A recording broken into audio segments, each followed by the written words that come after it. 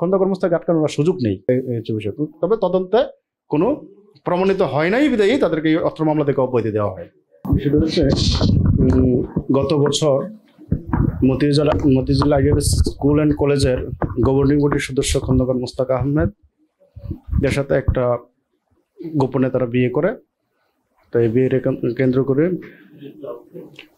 কেন্দ্র করে মেয়ের বাবা তিশার বাবা একটি দর্শন মামলা দায়ের করেন নারী শিশু কোর্টে। তো দর্শন মামলা দায়ের করার পর আদালতের কাছে মনে হয়েছে মামলাটা আমলে নেওয়া প্রয়োজন। সেই হিসাবে মামলাটি আমলে নেয় এবং গুলশান থানা পুলিশকে এফআইআর হিসাবে গণ্য করে তদন্ত করার জন্য দায়িত্ব দেন। গুলশান থানা পুলিশ তদন্ত প্রতিবেদন দেওয়ার পরে ওই তদন্ত প্রতিবেদনে এই দর্শনের ঘটনা ঘটে নাই এবং দর্শনের কোনো আলামত পাওয়া যায় নাই, যার কারণেই পুলিশ তার তদন্ত প্রতিবেদন থেকে অব্যাহতি দেয়। এই অব্যাহতির দেওয়ার পর তিশার বাবা বাদী সাইফুল ইসলাম নারী শিশু ট্রাইব্যুনাল 8-এ নারাজি দরখাস্ত দেন যে উনি এই অব্যাহতি যে দিয়েছেন এটা ওনার কাছে সন্তোষজনক হয় নাই, বিদায় উনি একটি নারাজি পিটিশন দেন। আদালত মনে করছে ঠিক আছে, যেহেতু পুলিশের প্রতিবেদন হয়তো ওনার সন্তোষজনক হয় নাই বিদায় উনি নারাজি দরখাস্ত দিয়েছেন। সেই হিসাবে আদালত পুনরায় তদন্তের জন্য পিবিআইকে দায়িত্ব দেন।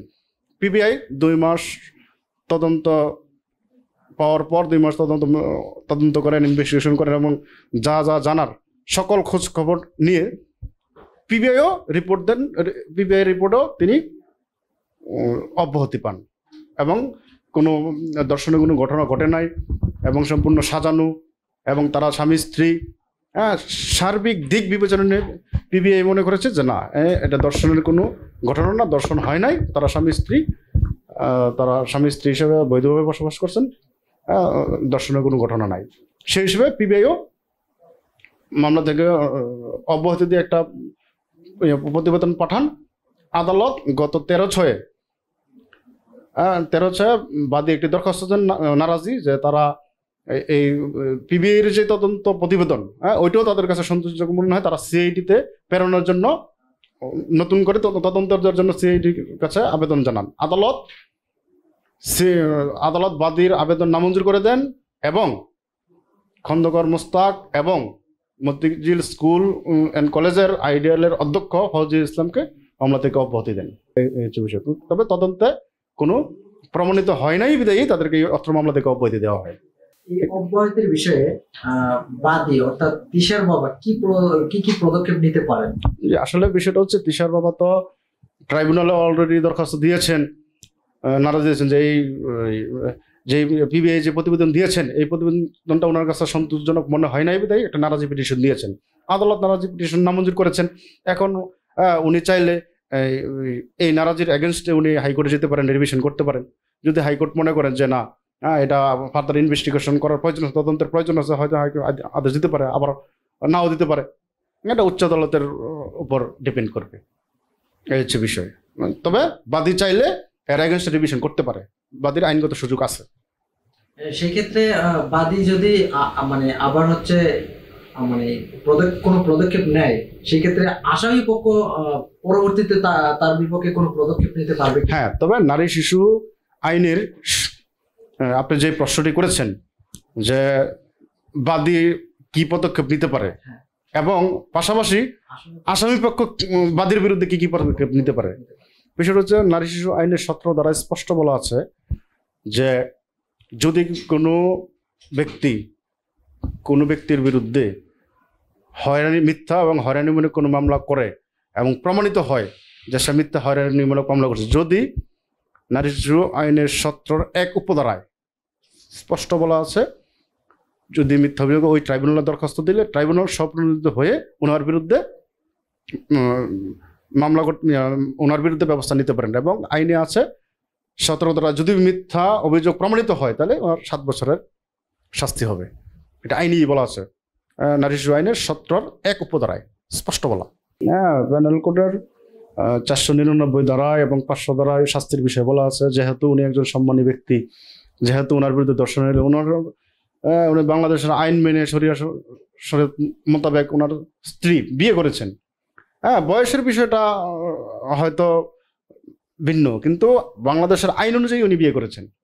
এখন এই বিয়েটাকে কেন্দ্র করে ওনার বাবা মিথ্যা দর্শনের মামলা দিয়ে ওনাকে যে হ্যারাসমেন্ট করেছেন, হয়রানি করেছেন, সামাজিকভাবে বিভিন্নভাবে ওনার মানহানির শিকার হয়েছেন। সেই হিসেবে উনি যদি চায় তাহলে ফৌজদারি প্যানেল কোর্টের যে ধারা আছে, বাংলাদেশের যে প্রচলিত আইন আছে, মানহানির মামলা উনি করতে পারেন বাদীর বিরুদ্ধে। আপনার মানহানির যে মামলা, মানহানির বিরুদ্ধে ক্ষতিপূরণের বিষয়টা উল্লেখ থাকবে, কেমন তার ক্ষতি হলো। এখানে কতটুকু বাদী মানে যে মামলাটা করেছে সে জিতেছে, কিন্তু কতটুকু ক্ষতি মানে পূরণ দিতে হবে? এটা তো বিষয়টা হচ্ছে ক্ষতি কেমন হলো এটা তো খন্দকার মোস্তাক ভালো জানায়, এটা তো আর আমরা বলতে পারবো না। কিন্তু উনি আইনগত সুযোগ আছে, যেহেতু ওনার মানহানি হয়েছে, সেই হিসাবে ওনার মানহানির এগেনস্টে বাদীর বিরুদ্ধে উনি আইনগত ব্যবস্থা নিতে পারেন, উনি মামলা করতে পারেন এবং ওনার প্রতিকার পাওয়ার অধিকার আছে, যেহেতু অলরেডি প্রমাণিত হয়েছে উনি নির্দোষ। মানহানি মামলায় কতদিন জেল হতে পারে? মানহানি মামলায় 3 বছর। আর ক্ষতিপূরণ কি হতে পারে? ক্ষতিপূরণ হচ্ছে ওনার চাওয়া অনুযায়ী আদালতের বিবেচনা, আর সাজার বিষয়টাও আদালতের বিবেচনা। 2023 ছিল এই যে এখন আজকে অব্যাহতি পেলেন, তবে হয়তো আমার কাছে মনে হচ্ছে মামলাটা আরো চলবে। কেন?